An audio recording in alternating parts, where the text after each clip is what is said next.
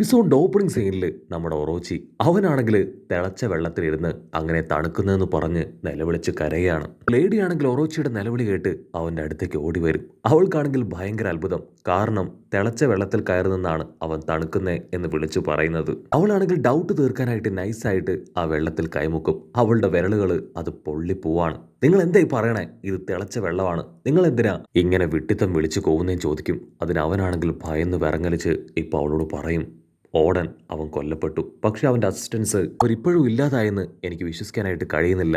അങ്ങനെ ഞാൻ വിശ്വസിക്കണമെങ്കിൽ അവരുടെ ഡെഡ് ബോഡി അതെനിക്ക് കാണണം, ഇല്ലെങ്കിൽ ഞാൻ തീർച്ചയായിട്ടും ഇതൊന്നും വിശ്വസിക്കില്ല എന്ന് പറഞ്ഞ് അവൻ അങ്ങനെ നിലവിളിച്ച് കൊണ്ടേയിരിക്കും.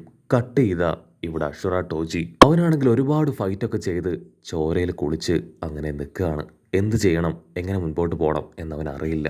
അവന്റെ ക്യാപ്റ്റൻ ഓടൻ ആള് കൊല്ലപ്പെട്ടു. അവന്റെ അസിസ്റ്റൻസിൽ എത്ര പേര് ഇപ്പോഴും ജീവനോട് കൂടെ ഉണ്ടെന്ന് അവൻ അറിയില്ല. ടൊക്കി പറഞ്ഞ ആ കാര്യം അവന്റെ മനസ്സിലേക്ക് വരും. 20 വർഷങ്ങൾക്ക് ശേഷം ഇതിൽ നിന്നെല്ലാം തന്നെ മോചനം ഉണ്ടാകുമെന്ന് പറഞ്ഞത്. മറ്റൊരു ഭാഗത്ത് മത്സു ആണെങ്കിൽ വിശ്വസുന്ദരി പെണ്ണിനെ അവളെ ഹാപ്പിയാക്കാൻ ശ്രമിക്കും. പക്ഷെ അച്ഛനും അമ്മയും പിരിഞ്ഞു പോയതിൽ മനം നൊന്ത് അവൾ അങ്ങനെ കരയാണ്.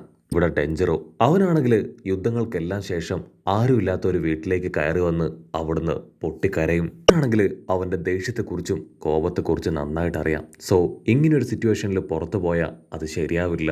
സോ അതുകൊണ്ട് തന്നെ അവൻ ആ ബിൽഡിങ്ങിൽ തന്നെ ഇരുന്ന് അതിനുശേഷം ആ ബിൽഡിങ്ങിൽ ആഞ്ഞെട്ടിച്ച് അവന്റെ ലുക്കെല്ലാം ചേഞ്ച് ചെയ്യാണ്. ബ്ലാക്ക് മുടി അത് ബ്ലൂ ആക്കി മാറ്റി കണ്ണാടിയൊക്കെ ഒഴിവാക്കി അവൻ ഫ്ലവർ ക്യാപ്പിലേക്ക് വരികയാണ്. ഒരുപാട് പേര് അവൻ ആരാണെന്ന് ചോദിച്ച് അവനെ കളിയാക്കാനായിട്ട് തുടങ്ങും. അതിനവനാണെങ്കിൽ പവർഫുൾ പഞ്ചൊക്കെ കൊടുത്ത് അവരെ അട്ടിച്ച് തെറിപ്പിക്കും. അവൻ ആരാണെന്ന് അവരോട് ചോദിച്ചവനോട് അവൻ പറയും, എൻ്റെ പേര് ക്യോഷിറോ.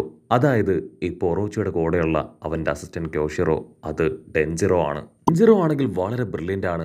വളരെ സാവകാശം കാര്യങ്ങളെല്ലാം മനസ്സിലാക്കിയതിന് ശേഷം മാത്രമേ അവൻ ഓരോ സ്റ്റെപ്പും മുൻപോട്ടേക്ക് എടുത്തു വെക്കൂ.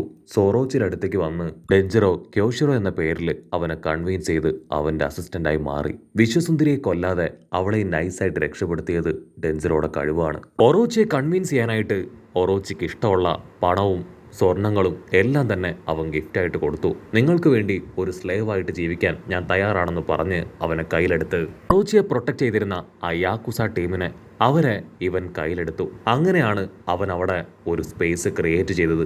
ഓരോ ദിവസവും അവൻ ഒറോച്ചിയെ വെറുത്തും തകർത്തില്ലാതാക്കാനുള്ള പ്ലാനുകൾ അതാലോചിച്ചുമാണ് മുൻപോട്ടേക്ക് പോയിക്കൊണ്ടേയിരുന്നത്. അതുമാത്രമല്ല, ആ ഒരു ഐലാൻഡിലുണ്ടായിരുന്ന കള്ളൻ അത് മറ്റാരുമല്ല, സാക്ഷാൽ ടെഞ്ചിറോ. അവൻ നൈറ്റ് ഉറങ്ങാതെ പണക്കാരുടെ കയ്യിൽ നിന്ന് പണമൊക്കെ മോഷ്ടിച്ച് വർഷങ്ങളായിട്ട് പാവപ്പെട്ടവരുടെ കയ്യിൽ എത്തിച്ചുകൊണ്ടേയിരിക്കുകയായിരുന്നു. അവിടുന്ന് അങ്ങനെ കട്ട് ചെയ്ത ഇപ്പോൾ കവമട്സുവിനെ കാണിക്കും. അവൻ്റെ കയ്യിൽ നിന്നാണെങ്കിൽ വിശ്വസുന്ദരിയെ നഷ്ടപ്പെട്ടു പോയിരിക്കുകയാണ്. പക്ഷെ വിശ്വസുന്ദരി അവള് വിശപ്പിലും ഒരുപാട് വേദനയിലും ഫ്ലവർ ക്യാപിറ്റലിലുള്ള ചില ലേഡീസിന് മുൻപിലേക്ക് വരും.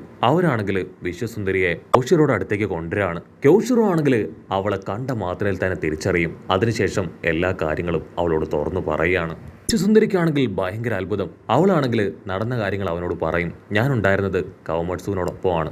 അവൻ എനിക്ക് വേണ്ടി ഒരുപാട് കഷ്ടപ്പെടുന്നു, സാക്രിഫൈസ് ചെയ്യുന്നു. എനിക്ക് അതൊന്നും കണ്ട് സഹിക്കാനായില്ല. അതുകൊണ്ടാണ് ഞാൻ അവനെ ഉപേക്ഷിച്ച് ഇവിടേക്ക് ഓടി വന്നത്. എന്ത് വില കൊടുത്തും എനിക്കും ആ വില്ലന്മാരെ തകർത്തേ പറ്റുമെന്ന് പറയും. അതിനവൻ പറയും, എൻ്റെ കണ്ണിലിപ്പോൾ ഉള്ളത് കോപവെറി അത് മാത്രമാണ്. എങ്ങനെയെങ്കിലും അവരെ ഇല്ലാതാക്കുക, അത് മാത്രമാണ് എൻ്റെ ലക്ഷ്യം. അതിനുവേണ്ടി ഞാൻ ഓടൻ്റെയും ഒറോച്ചിയുടെയും ആ വില്ലന്മാരുടെ എല്ലാവരുടെയും വിശ്വാസം അത് നേടിയെടുത്ത് കഴിഞ്ഞു. അവർക്കാർക്കും എന്നെക്കുറിച്ച് സംശയമില്ല. നീ ടെൻഷൻ ആവേണ്ട കാര്യമില്ല, നിനക്ക് ആവശ്യമായതെല്ലാം തന്നെ ഞാൻ തരാമെന്ന് പറഞ്ഞ് ഡെഞ്ചിറോ അവനാണെങ്കിൽ അവളെ വളർത്തിക്കൊണ്ടുവരും. അവൾക്ക് ആവശ്യമായ എല്ലാം കൊടുത്ത് ആ ഗ്രാമത്തിൻ്റെ തന്നെ വിശ്വസുന്ദരിയാക്കി മാറ്റും. അവളെ കൊണ്ട് പറ്റും പോലെ അവളും പണമൊക്കെ അടിച്ചു മാറ്റി ഡെഞ്ചിറോയുടെ കയ്യിൽ ഏൽപ്പിക്കും. ഡെഞ്ചിറോ അവനെ കൊണ്ട് പറ്റും പോലെ പണമൊക്കെ ഉണ്ടാക്കി അതെല്ലാം ആ സാധാരണക്കാരായ പാവപ്പെട്ട ജനങ്ങൾക്ക് സപ്ലൈ ചെയ്യും. അതിനുശേഷം അവനാണെങ്കിൽ ഒറോച്ചിക്ക് വിശ്വസുന്ദരിയുടെ മേലെയുള്ള ആ കണ്ണ് അത് തിരിച്ചറിയും. ഡെഞ്ചിറോ ആണെങ്കിൽ വിശ്വസുന്ദരിയോട് പറയും, നീ എത്രയും വേഗം എല്ലാ ദിവസവും കുറച്ച് ഫേക്ക് ബ്ലഡ് അത് നിന്റെ ബോഡിയിൽ കരുതണം. എപ്പോൾ വേണമെങ്കിലും കുറച്ച് നിന്നെ സ്വന്തമാക്കാനായിട്ട് ശ്രമിക്കും. ആ സമയം നിന്നെ ഞാൻ അറ്റാക്ക് ചെയ്യും. മരിച്ചതായിട്ട് അഭിനയിച്ച് നീ അവിടുന്ന് രക്ഷപ്പെടണമെന്ന് പറയും. അതനുസരിച്ചാണ് ഡെഞ്ചിറോ വിശ്വസുന്ദരി അറ്റാക്ക് ചെയ്ത് കൊല്ലുന്നതായിട്ട് എല്ലാവർക്കും മുൻപിൽ കാണിച്ചത്. ഒറോച്ചിക്കാണെങ്കിൽ അത് സഹിക്കാനായിട്ട് കഴിഞ്ഞതുമില്ല. അവിടുന്ന് അങ്ങനെ കട്ട് ചെയ്ത പ്രസന്റ് കാണിക്കും. അതായത് ഫയർ ഫെസ്റ്റിവലിന് ഒരല്പ ദിവസം മുൻപ് ഒരു ബേർഡ് ആണെങ്കിൽ ഒരു ലെറ്ററുമായി ഒറോച്ചിയുടെ മാൻഷൻ ലക്ഷ്യമാക്കി അങ്ങനെ പറന്നു വരും. അത് ആ ലെറ്റർ ഡെലിവർ ചെയ്ത് അവിടുന്ന് കടന്നു പോവാണ്. കൈഡോ ആണെങ്കിൽ അതിന് വലിയ ശ്രദ്ധയൊന്നും കൊടുക്കാതെ ഡ്രിങ്ക്സ് ഒക്കെ അടിച്ച് അങ്ങനെ ക്യാഷ്ലായിട്ടിരിക്കുകയാണ്. ഒറോച്ചി ആ ലെറ്റർ വായിക്കും. അവനെ ഞെട്ടിക്കുന്ന ചൂടുള്ള ന്യൂസുകൾ. ടൊക്കിപ്പെണ്ണ് അവൾ പറഞ്ഞതുപോലെ 20 വർഷങ്ങൾക്ക് ശേഷം അവരെല്ലാവരും ടൈം ട്രാവൽ ചെയ്ത് തിരികെ എത്തിയിരിക്കുകയാണ് എന്നായിരിക്കും ആ ലെറ്ററിൽ ഉണ്ടാവുക. കിന്ന്, കാഞ്ചറോ, ഡോസ്കി എന്നിങ്ങനെ ആ വലിയ ടീം അതിപ്പോ തിരികെ എത്തിയിരിക്കുകയാണ്. ഒറോച്ചിക്കാണെങ്കിൽ ആ ലെറ്റർ അത് വായിക്കുന്തോറും അവന്റെ ഹാർട്ട് ബീറ്റ് കൂടി വരും. ഒറോച്ചി ആണെങ്കിൽ ടെൻഷനായി ആ കാര്യം കൈഡോട് പറയാണ്. നീ എന്താ ഈ പറയണേ? ഇതൊന്നും ഞാൻ വിശ്വസിക്കില്ല. 20 വർഷം ടൈം ട്രാവൽ ചെയ്ത് ആളുകൾ ഇവിടേക്ക് വരാനോ? ആ ടൊക്കിപ്പെണ്ണിന് അത്രയും പവർ ഉണ്ടെന്ന് ഞാൻ വിശ്വസിക്കുന്നില്ല എന്ന് പറയും. അതിന് ഒറോച്ചി ആണെങ്കിൽ ആ ലെറ്റർ എടുത്ത് കാണിച്ചു കൊടുക്കും. നീ ഈ ലെറ്റർ കണ്ടെങ്കിലും വിശ്വസിച്ചേ പറ്റൂ. അവർ തിരികെ എത്തിക്കഴിഞ്ഞു.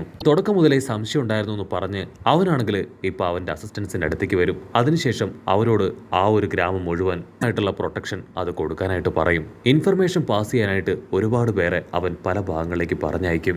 ഇഡോ ആണെങ്കിൽ ഒറോച്ചിയോട് പറയും, അങ്ങനെ സംഭവിച്ചിട്ടുണ്ടെങ്കിൽ കൊസുക്കി ക്ലാനിലുള്ളവര് റിട്ടേൺ ആയിട്ടുണ്ടാവും. അവരെ എനിക്ക് ആവശ്യമുണ്ട്. ചില കാര്യങ്ങൾ നിന്ന് എനിക്ക് ചോദിച്ചു മനസ്സിലാക്കാനായിട്ടുണ്ട്. സോ അവരുടെ ജീവന് യാതൊന്നും സംഭവിക്കാൻ പാടില്ല എന്ന് പറയും. അതിനുശേഷം ഒറോച്ചിയോട് പറയും, സത്യത്തിൽ നിന്റെ സ്പൈ അവൻ അടിപൊളിയാണ്. അവൻ എല്ലാ കാര്യങ്ങളും വളരെ സൂക്ഷ്മമായിട്ട് അന്വേഷിച്ച് അപ്പോ നിന്നെ അറിയിക്കുന്നുണ്ട്. ഒറോച്ചിക്കാണെങ്കിൽ അത് കേട്ട് ഭയങ്കര അഭിമാനം. അപ്പൊ അവിടുന്ന് അങ്ങനെ കട്ട് ചെയ്ത് അവന്റെ സ്പൈയെ എങ്ങനെയാണ് കണ്ടെത്തിയെന്ന് കാണിക്കും. ഒരു തിയേറ്റർ ആർട്ടിസ്റ്റുകളായിട്ട് വർക്ക് ചെയ്യുന്ന ഒരു ഫാമിലിയിലെ അച്ഛനെയും അമ്മയെയും മകന്റെ മുൻപിൽ വെച്ച് ആരൊക്കെയോ ചേർന്ന് കൊന്നുകളയും. ആ മകനെ കണ്ടെത്തിയ ഒറോച്ചിയാണെങ്കിൽ ആ ഗ്രാൻഡ് പേയുടെയും സഹായത്താൽ അവനെ കൺവിൻസ് ചെയ്യും. നീയും ശരിക്കും എന്നെ പോലെ തന്നെയാണ്. എനിക്കും എല്ലാം നഷ്ടപ്പെട്ടവനാണ്. എന്നോടൊപ്പം നിൽക്കുകയാണെങ്കിൽ തീർച്ചയായിട്ടും നിനക്ക് ഗുണം മാത്രമേ ഉണ്ടാവൂ എന്ന് പറഞ്ഞ് അവനെ കൺവിൻസ് ചെയ്യും. ഒറോച്ചി പറഞ്ഞതനുസരിച്ച് അവന്റെ ഒരു അസിസ്റ്റന്റായി ഒരു സ്ലേവായി മാറി എല്ലാ കാര്യങ്ങളും സ്പൈ വർക്ക് ചെയ്ത് അവൻ ഒറോച്ചിയെ എത്തിച്ചിരുന്നു. ഒറോച്ചിയുടെ ചെവിയിൽ എത്തിച്ചിരുന്നു. ആക്ച്വലി ഓടനോടൊപ്പം വർക്ക് ചെയ്ത് ഓടന്റെ ഫിനാൻഷ്യൽ കാര്യങ്ങൾ അത് മാനേജ് ചെയ്തവൻ ഈ സ്പൈ ആയിരുന്നു. ഒറോച്ചി ആണെങ്കിൽ ഓടനോട് 10 രൂപ ചോദിക്കുമ്പോൾ ആ ഒരു അസിസ്റ്റന്റ് അവനാണെങ്കിൽ 20 രൂപ ഓടന്റെ കണ്ണ് വെട്ടിച്ച് ഒറോച്ചിക്ക് കൊടുത്തിരുന്നു. കട്ട് ചെയ്ത പ്രസന്റില് ഒറോച്ചി ആണെങ്കിൽ ഇപ്പോ കൈഡോട് പറയും, എന്റെ നിർദ്ദേശം അനുസരിച്ച് ഓടന്റെ അസിസ്റ്റന്റായി ആ ലാസ്റ്റ് ടൈം വരെ അവനും ഓടനോടൊപ്പം ഉണ്ടായിരുന്നു. അവൻ തൂക്കി പിടിച്ച് നിന്നവരിൽ അവനും ഒരു മെമ്പർ തന്നെയായിരുന്നു. അവനിലൂടെയാണ് ഇപ്പൊ നടക്കുന്ന ഇൻഫർമേഷൻ എല്ലാം തന്നെ ഞാൻ മനസ്സിലാക്കിയത്. അവനുള്ളിടത്തോളം കാലം എന്നെ തോൽപ്പിക്കാൻ ആർക്കും കഴിയില്ല. എല്ലാ ഇൻഫർമേഷനും അത് എന്റെ കയ്യിൽ ഭദ്രമാണെന്ന് പറഞ്ഞ് അവനങ്ങനെ പൊട്ടിച്ചിരിക്കും. കട്ട് ചെയ്താ കാണിക്കും. ഫ്ലവർ ക്യാപിറ്റലിൽ ഇപ്പോൾ ഫയർ ഫെസ്റ്റിവൽ അത് വേറെ ലെവലിൽ നടക്കുകയാണ്. ആൾക്കാരാണെങ്കിൽ പ്ലാനുകൾ ഒന്നൊന്നായി പൊട്ടി എങ്ങനെയെങ്കിലും ഒറോച്ചിയെയും കൈഡോയെയും ഇല്ലാതാക്കാൻ ശ്രമിച്ചുകൊണ്ടേയിരിക്കും. ആക്ച്വലി അവരുടെ കൂടെ തന്നെ നടക്കുന്ന അസിസ്റ്റൻസിലെ ആരോ ഒരാളാണ് അവരെ ചീറ്റ് ചെയ്യുന്നത്. അതാരാണെന്ന് ഇതുവരെ അവർക്കറിയില്ല. ഇതാ ഇപ്പൊ മറ്റൊരു ഭാഗത്ത് ലൂഫി. അവനാണെങ്കിൽ അവർ തയ്യാറാക്കിയ സോൾജേഴ്സുമായിട്ട് കൈഡോയെയും ഒറോച്ചിയെയും അവർ രണ്ടുപേരെയും തകർക്കാനായിട്ട് അങ്ങനെ കടന്നു വരികയാണ്. അവരുടെ പ്ലാനുകൾ അത് തകർന്ന കാര്യവും അതുപോലെ തന്നെ അവരുടെ ഇടയിൽ ഒരു സ്പൈ ഉണ്ടെന്നുള്ള കാര്യങ്ങളൊന്നും അറിയാതെ അവരങ്ങനെ മുൻപോട്ടേക്ക് വരും. അങ്ങനെ അവിടെ വെച്ച് ഈ ഒരു എപ്പിസോഡും അവസാനിക്കുന്നു.